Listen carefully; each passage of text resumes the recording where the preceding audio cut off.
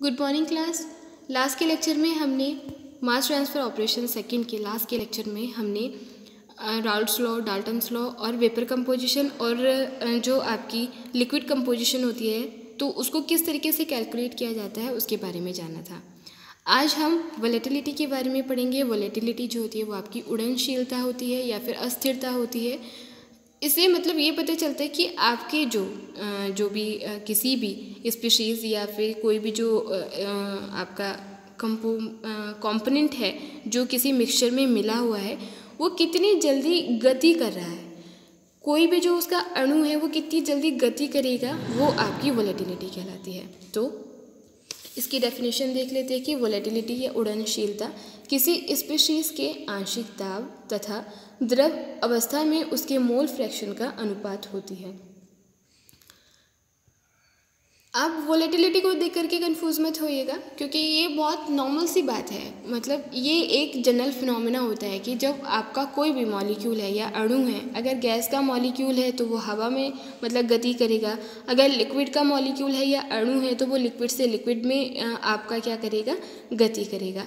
तो वो जो गति करना होता है या फिर वो जो अस्थिरता होती है, कितनी तेज़ी से वो गति कर रहा है, वो आपका वोलेटिलिटी कहलाता है। तो जनरल इसकी जो डेफिनेशन होती है वो होती है कि वोलेटिलिटी किसी स्पीशीज़ के आंशिक दाब तथा द्रव अवस्था में उसके मोल फ्रैक्शन का अनुपात होती है।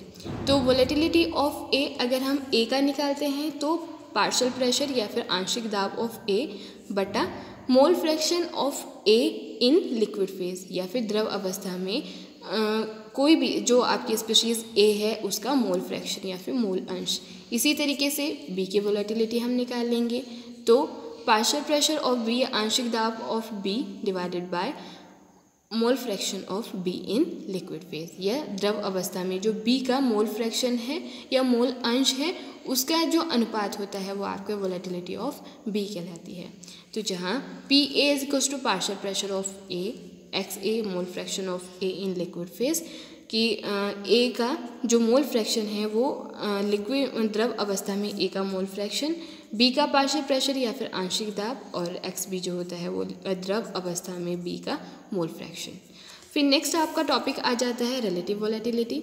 वोलेटिलिटी तो जस्ट कोई भी आपकी गैस जब गति कर रही है या कोई भी आपका जो द्रव है अगर वो उसके अणु गति कर रहे हैं तो वो आपकी वोलेटिलिटी हो जाती है। लेकिन रिलेटिव वोलेटिलिटी का मतलब ये है कि अगर हम कोई दो कंपोनेंट को मिला रहे हैं, मान लीजिए आप ए और बी को मिला रहे हैं तो ए का अणु बी के पास कितनी तेज़ी से गति कर रहा है, मतलब बी के सापेक्ष। जैसे अगर दो गैसों को एक साथ छोड़ा जाए तो वो कितनी जल्दी से एक दूसरे में मिक्स हो जाते हैं। तो अगर हम ए की रिलेटिव वोलेटिलिटी निकालते हैं तो इसका मतलब ये है कि अगर ए के जो मोल्स हैं ए के जो मॉलिक्यूल्स हैं या अणु हैं वो कितनी तेज़ी से बी में जाकर घुल जा रहे हैं, तो वो जो हम गति चेक करते हैं वो रिलेटिव वोलेटिलिटी कहलाती है। इसका मतलब ये है कि ए की जो सापेक्षिक अस्थिरता है वो बी के मुकाबले कितनी ज़्यादा है या कितनी है, उसको हम रिलेटिव वोलेटिलिटी कहते हैं। तो सापेक्ष अस्थिरता या उड़नशीलता या रिलेटिव वोलेटिलिटी किसी बाइनरी मिक्सचर के कंपोनेंट्स के बाष्पीय दाब के अनुपात के बराबर होती है। बाष्पीय दाब मतलब आपका पी ए नॉट और पी, जैसे अगर दो कंपोनेंट हैं ए और बी तो ए का पी ए नॉट हो जाएगा स्मॉल पी ए नॉट या छोटा पी ए नॉट और बी का स्मॉल पी बी नॉट हो जाएगा। तो सापेक्ष अस्थिरता या रिलेटिव वोलेटिलिटी किसी बाइनरी मिक्सचर के कंपोनेंट्स के बाष्पीय दाब के अनुपात के बराबर होती है। इसे ये अल्फा कहलाता है, आपका अल्फा से निरूपित किया जाता है। अगर हमारा बाइनरी मिक्सचर है तो बाइनरी मिक्सचर आपका दो का है, एक ए और बी, तो यहाँ पर ए की वोलेटिलिटी निकाल रहे हैं बी के सापेक्ष कि ए का जो अणु है वो बी में कितनी तेज़ी से गति करके मिल जा रहा है। तो alpha A B is equals to P A naught divided by P P naught, क्योंकि इसकी डेफिनेशन ही यही होती है कि किसी बाइनरी मिक्सचर के कंपोनेंट्स के जो बाष्पीय दाब के अनुपात के बराबर आपके रिलेटिव वोलेटिलिटी होती है। उसके बाद में जो रिलेटिव वोलेटिलिटी होती है वो डिस्टिलेशन के द्वारा होने वाले सेपरेशन के बारे में बताती है। चूँकि आपका जो डिस्टिलेशन होता है, ठीक है, डिस्टिलेशन में एक जो अगर कोई बाइनरी मिक्सचर है तो उसमें एक कंपोनेंट जो है वो द्रव अवस्था में जाएगा और एक कंपोनेंट जो है वो गैस अवस्था में जाएगा, या मोस्ट प्रोबेबली आपके दोनों ही कंपोनेंट गैस अवस्था में जा सकते हैं। तो उसके बाद में फिर क्या है कि डिस्टिलेशन से उन दोनों का जो हम सेपरेशन करते हैं या उन दोनों को जो अलग अलग करते हैं उसके बारे में ही रिलेटिव वोलेटिलिटी बताती है। अगर अल्फ़ा की वैल्यू 1 है, मान लीजिए अल्फ़ा की वैल्यू 1 है, तब डिस्टिलेशन के द्वारा सेपरेशन नहीं हो पाता है, क्योंकि जो इसका आपका वेपर प्रेशर है, क्योंकि ए का जो बाष्पीय दाब है वो या तो कम होना चाहिए बी से या फिर ज़्यादा होना चाहिए बी से, क्योंकि जितना बाष्पीय दाब कम होगा वो इतनी जल्दी ही बाष्प में बदल जाएगा और जितना ज़्यादा बाष्पीय दाब होगा वो उतनी ही धीरे धीरे आपका बाष्प में बदलेगा। तो अगर ये दोनों बराबर हो जाएंगे तो फिर तो कोई भी कंपोनेंट जो है वो आपका वाष्प में बदल ही नहीं पाएगा, और जब वाष्प में नहीं बदलेगा तो डिस्टिलेशन होगा ही नहीं। तो इसलिए अगर अल्फ़ा की वैल्यू, क्योंकि अगर यहाँ पर हम अल्फ़ा की वैल्यू 1 रख देते हैं, तो अगर हम यहाँ पर 1 रखते हैं तो P A naught is equals to P B naught हो जाएगा। तो जब ये दोनों बराबर हो जाएंगे तो कोई भी सेपरेशन नहीं हो पाएगा या कोई वो दोनों कंपोनेंट अलग अलग नहीं हो पाएंगे। इसलिए हमारी जो ये अल्फ़ा की वैल्यू है ये 1 से कम होनी 1 से ज़्यादा होनी चाहिए। तो अगर अल्फ़ा की वैल्यू 1 होती है तब डिस्टिलेशन के द्वारा सेपरेशन नहीं हो पाता है। अल्फ़ा का मान जितना ज़्यादा होता है सेपरेशन उतना ही आसान होता है, या कंपोनेंट को अलग अलग करना उतना ही ज़्यादा आसान होता है। ये तो एक जनरल डेफिनेशन हो गई। उसके बाद में दूसरी डेफिनेशन है, दूसरे शब्दों में जो रिलेटिव वोलेटिलिटी होती है वो स्पीशीज़ ए की वोलेटिलिटी, जो हमने अभी पहले पढ़ी है कि आंशिक दाब और मोल फ्रैक्शन का जो अनुपात होती है वो वोलेटिलिटी कहलाती है।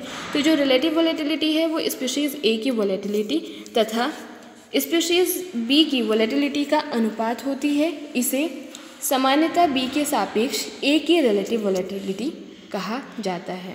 जैसे मैंने बताया कि ए के जो मॉलिक्यूल हैं या जो अणु हैं वो बी के मुकाबले कितनी तेज़ी से गति कर जा रहे हैं, तो वो आपका रिलेटिव वोलेटिलिटी कहलाता है। तो रिलेटिव वोलेटिलिटी स्पीशीज़ ए की वोलेटिलिटी तथा स्पीशीज़ बी की वोलेटिलिटी का अनुपात होती है। इसे सामान्यतः बी के सापेक्ष ए की रिलेटिव वोलेटिलिटी कहा जाता है। यहाँ पे हम डेफिनेशन के अकॉर्डिंग इनका टर्मिनोलॉजीज देख सकते हैं। अल्फ़ा ए बी मैंने पहले बताया कि जो आपका रिलेटिव वोलेटिलिटी होता है उसको अल्फ़ा से निरूपित किया जाता है। तो alpha A B is equals to volatility of A divided by volatility of B. तो आपकी ए की वोलेटिलिटी क्या है, partial pressure of A divided by mole fraction of A divided by, इसी तरीके से बी के लिए हमने देख लिया। तो उसके बाद में ये जो हमारा एक्स बी है जो सबसे नीचे है ये ऊपर पहुंच जाएगा, तो P A into X B, इसी तरीके से जो पी बी है वो इसकी ये यहाँ चला जाएगा, तो x A into P B. उसके बाद में राउल्ट्स लॉ के अनुसार गैस अवस्था में, राउल्ट्स लॉ हम पढ़ चुके हैं, तो उसके अनुसार गैस अवस्था में पार्शियल प्रेशर ऑफ ए जो होता है वो पूर्ण दाब और मोल fraction of A in gas phase, मतलब गैस फेज में या गैस अवस्था में ए का जो मोल फ्रैक्शन होता है उसके गुणनफल के बराबर होता है आपका क्या, आंशिक दाब। इसी तरीके से बी के लिए तो हम पी ए और पी बी की दोनों की वैल्यू यहाँ पुट कर देंगे। ये पी ए और ये पी बी ये दोनों सेम ही हैं, आप इसमें कंफ्यूज मत होइएगा।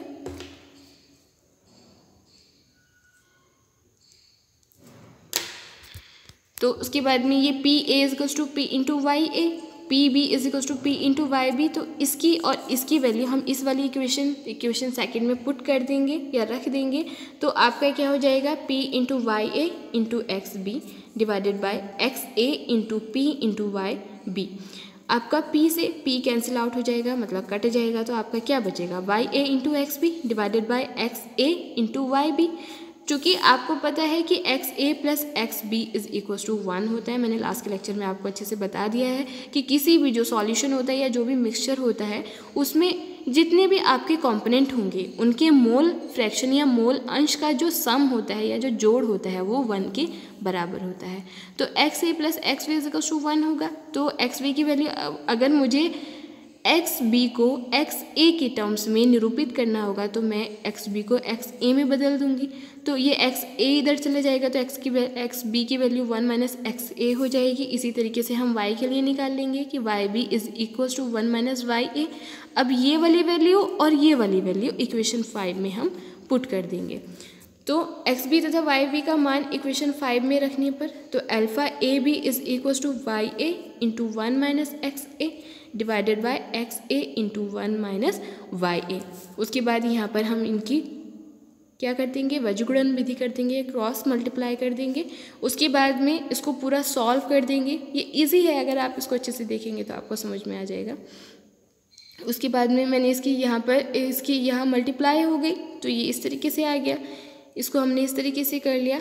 तो यहाँ से हम क्या कर सकते हैं, रिलेटिव वोलेटिलिटी की मदद से, ये आप इसको अच्छे से देख लीजिए कि alpha A B into X A into 1 minus Y A is equal to Y A into 1 minus X A, क्योंकि इसके नीचे कुछ नहीं है तो 1 मान लेंगे। तो इसकी मल्टीप्लाई इधर और इसकी मल्टीप्लाई इधर हो जाएगी, तो ये इस तरीके से हो जाएगा। उसके बाद में alpha A B X A minus alpha A B X A into Y A is equal to Y A के अंदर मल्टीप्लाई कर देंगे या अंदर गुणा कर देंगे तो Y A minus Y A into X A, तो alpha A B into X A is equal to Y A minus Y A X A plus alpha A B X A into Y A. इसी के तरीके से हम इसको solve कर देंगे। तो यहाँ से क्या होगा कि हमारी वाई ए की वैल्यू निकल करके आ जाएगी। वाई ए क्या हो गया आपका, वाई ए जो हुआ वो ए का मोल फ्रैक्शन हो गया इन गैस फेज या गैस अवस्था में ए का मोल फ्रैक्शन हम इससे आसानी से निकाल सकते हैं। तो यहाँ से हमने देखा कि रिलेटिव वोलेटिलिटी की मदद से भी हम गैस अवस्था में आपका ए का मोल फ्रैक्शन भी निकाल सकते हैं। जैसे कल हमने पढ़ा था वेपर कंपोजिशन और लिक्विड कंपोजिशन के बारे में कि राउल्ट्स लॉ के हिसाब से हम उसको कैसे निकाल सकते हैं या कैसे ज्ञात कर सकते हैं। तो यहाँ पर आप रिलेटिव वोलेटिलिटी की मदद से भी कंपोजिशन को चेक कर सकते हैं। अगर आपके पास अल्फ़ा की वैल्यू दी हुई है तो आप इसकी मदद से निकाल दीजिए वेपर कंपोजिशन, या फिर वाई ए की वैल्यू और एक्स ए की वैल्यू, और अगर आपको नहीं दी हुई है तो फिर आप राउल्ट्स लॉ के हिसाब से भी निकाल सकते हैं।